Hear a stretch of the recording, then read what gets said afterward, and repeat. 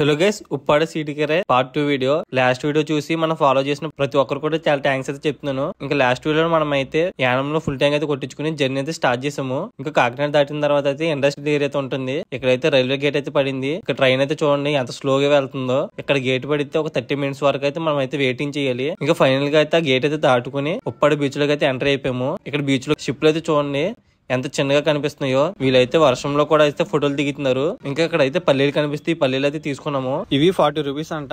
ఇప్పుడు చెప్తున్నారు, ముందే చెప్పాలి కదా.